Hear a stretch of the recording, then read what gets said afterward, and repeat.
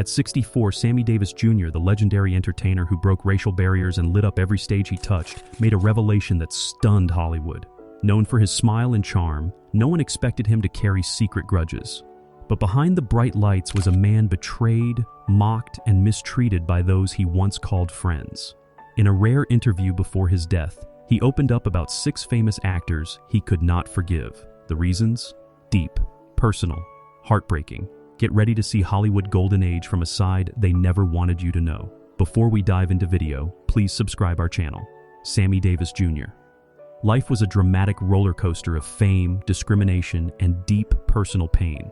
Born in 1925, Sammy was performing by the age of 3, but as he rose to stardom, he also faced brutal racism. Hotels would cheer his performance at night and then deny him entry to the lobby the next morning. His friendship with Frank Sinatra opened doors, but his interracial relationships closed many others. One of the most controversial moments came when he married Swedish actress May Britt in 1960. The backlash was fierce. He lost movie roles, friendships, and respect in an industry still chained to prejudice. Even his association with the Rat Pack could not shield him from the threats, boycotts, and whispers behind closed doors. Sammy fought not just to entertain, but to exist with dignity in a world that wanted to box him into stereotypes. He converted to Judaism, hoping to find acceptance and identity. Still, the media mocked him, and several co-stars whispered behind his back. He smiled on stage, but off-stage, he suffered. And despite his success, many actors never gave him the credit he deserved. Some saw him as a novelty, others resented his closeness with white Hollywood icons. Over time, those hidden tensions boiled into resentment and hatred. Now we talk about 6th act. Who is he disliked the most? Number 1. Jerry Lewis. One of the most shocking names on Sammy Davis Jr. hate list was none other than Jerry Lewis, the so-called king of comedy. To the public, Jerry was loud, funny, and full of slapstick charm. But behind the camera, Sammy saw a very different man, arrogant, dismissive, and painfully two-faced. Their paths crossed in the late 1950s and early 60s, a time when Sammy was fighting tooth and nail to be respected as more than just an entertainer. He wanted real roles, dramatic chances, and the same respect white stars got. Jerry Lewis at the time was not only producing and starring in films, but had the power to greenlight talent. Sammy once privately admitted that he admired Jerry's control in Hollywood, but that admiration soon turned into bitter disappointment. According to several accounts, Sammy had approached Jerry with a film idea that highlighted racial injustice.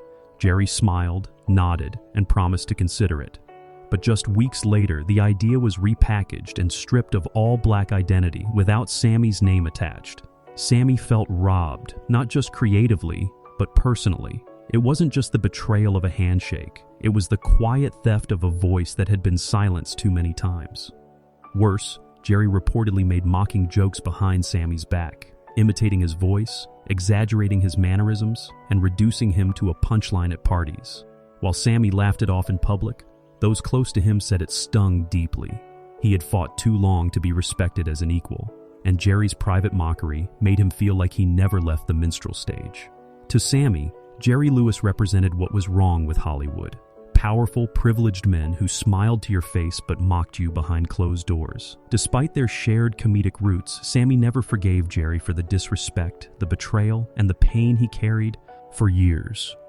In his final days, when asked about regrets, he didn't hesitate to name Jerry Lewis as one of the actors who truly hurt him, not with fists, but with silence, mockery, and stolen dreams. Number 2. John Wayne. Sammy Davis Jr. and John Wayne were two giants in their own lanes. One a boundary-breaking black entertainer, the other a Hollywood icon of rugged, old-school American masculinity. But when their worlds collided, it wasn't applause, it was tension, prejudice, and cold rejection. Sammy once described John Wayne as the kind of man who made you feel the color of your skin before you even opened your mouth. Their encounters were rare, but when they did meet, usually at Hollywood galas or Rat Pack-adjacent parties, Sammy said the atmosphere turned icy. Wayne, known for his conservative views and openly critical stance on civil rights movements, never hid his distaste for entertainers who, in his words, stepped out of place. In interviews, John Wayne made controversial remarks about race and integration. He once said he believed in white supremacy, until the blacks are educated to a point of responsibility, a statement that sent shockwaves across the black community. Sammy, who had marched for civil rights and took bullets of discrimination all his life, was deeply offended by this. It wasn't just an opinion, it was an insult to everything he fought for. But the final straw came during a charity event in the early 70s. Sammy was scheduled to perform, and John Wayne was in the front row. As Sammy walked past him backstage, he offered a polite nod. Wayne didn't just ignore it. He looked the other way, scoffed, and muttered something Sammy later told a friend was too foul to repeat. That cold dismissal stayed with him. Sammy never worked with John Wayne, and that wasn't by accident. He refused to be in the same room, let alone the same set, as someone he considered a symbol of Hollywood's deep-rooted racism. In private, Sammy would say, "He stood for everything I stood against." To many, John Wayne was a hero of the silver screen, but to Sammy Davis Jr., it was a painful reminder that no matter how brightly you shine, some people will never see past your skin. Number 3, Frank Sinatra Jr. It may come as a shock, but one of the most painful names on Sammy Davis Jr.'s list was Frank Sinatra Jr., the son of his closest friend and mentor. Sammy and Frank Sinatra Sr. shared a legendary bond, one forged through music, loyalty, and shared battles against racism in the entertainment industry. But that warmth and mutual respect didn't carry over to the next generation. When Sammy tried to build a rapport with Frank Jr., he was met with cold indifference. Despite Sammy's open arms and history with Frank Sr., the younger Sinatra reportedly treated him like just another aging entertainer. Sammy privately confessed that he felt dismissed and looked down on by someone who owed part of his own showbiz identity to the very rat pack Sammy helped define. What hurt most wasn't arrogance, it was the lack of acknowledgement. Sammy expected some level of respect, especially given his close relationship with the elder Sinatra. Instead, Frank Jr. seemed to distance himself from his father's friendships with black entertainers. Rumors circulated that he felt Sammy had used his father's fame to climb higher in Hollywood, which deeply wounded Sammy's pride. There was also a sharp contrast in values. While Sammy had fought on the front lines of civil rights, Frank Jr. remained largely silent on the matter.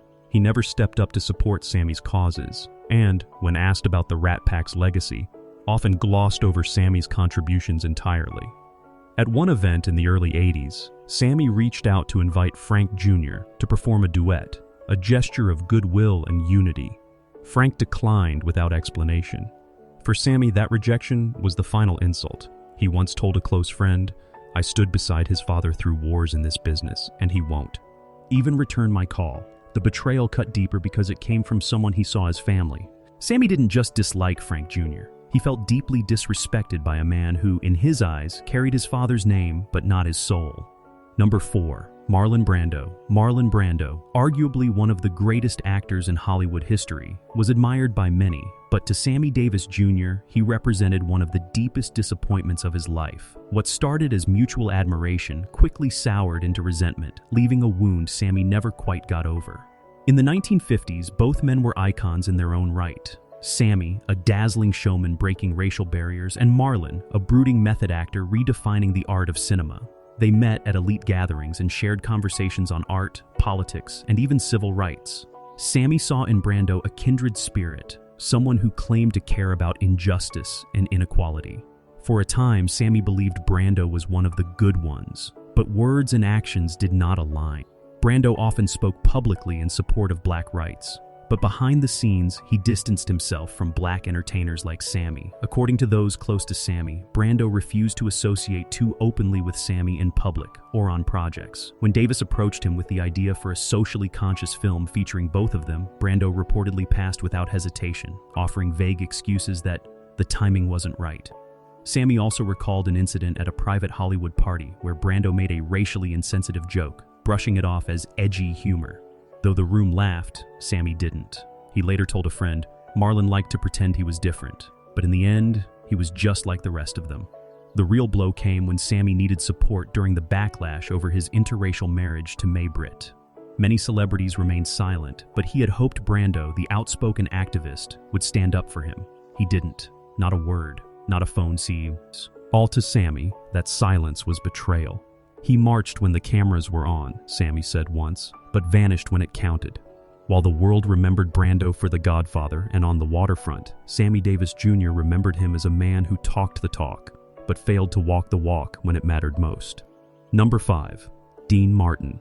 Perhaps the most heartbreaking name on Sammy Davis Jr.'s list was Dean Martin, a man the world saw as his close friend and fellow Rat Pack brother. On stage, they shared laughter, songs, and a kind of brotherly chemistry that felt real. But behind the curtain, things were far more complicated. Sammy always admired Dean's effortless charm and cool demeanor, but over time he began to notice a pattern: subtle jokes at his expense, moments of exclusion, and a lack of support during Sammy's most difficult times. While Frank Sinatra fiercely defended Sammy against racism and backlash, Dean often stayed silent, or worse, laughed along with the crowd. One moment that haunted Sammy occurred during a live performance in Las Vegas. Dean made an off-the-cuff joke about Sammy's race, intended to get a laugh perhaps, but it landed like a slap. Sammy smiled through it, as he always did, but told a close friend afterward, "It's different when a stranger mocks you. It cuts deeper when it's your brother." Sammy also felt that Dean never truly saw him as an equal.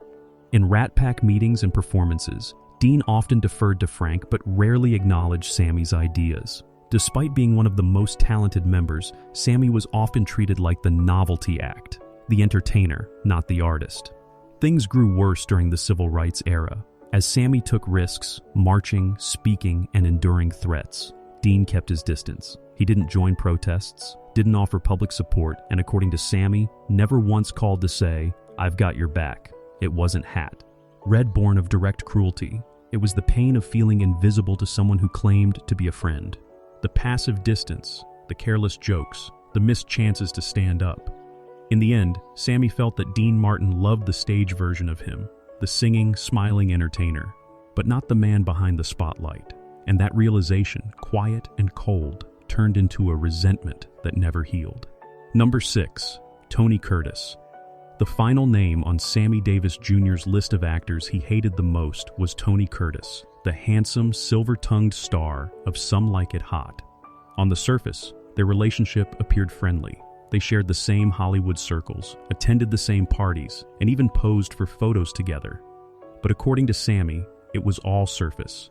Beneath the charm, Tony Curtis embodied the very hypocrisy Sammy had come to despise in showbiz. In private, Curtis would praise Sammy's talent, calling him a force of nature. But when it came time to share the spotlight or stand beside him in a professional setting, Tony vanished. Sammy recounted being passed over for multiple film projects where Tony had influence. He was never given a clear reason, but friends later told him Tony didn't want the controversy of appearing too close to a black actor, especially during the racially tense climate of the 1960s. Sammy never forgot the moment he was snubbed for a role in a light-hearted comedy where he was originally considered for a lead alongside Curtis. At first, Tony was supportive, until producers got cold feet about casting a black man in a romantic lead. Rather than fight for Sammy, Tony backed off and reportedly said, "It's probably for the best." Sammy took that not as advice, but as betrayal. There were also the parties, lavish, star-studded, and overwhelmingly white. Sammy was invited occasionally, but always felt like the outsider. One night he overheard Tony making a snide remark about Sammy's conversion to Judaism, mocking him with, "He thinks being Jewish makes him white." Sammy never confronted him, but he never forgot it either. To the world, Tony Curtis was progressive, hip, and forward-thinking.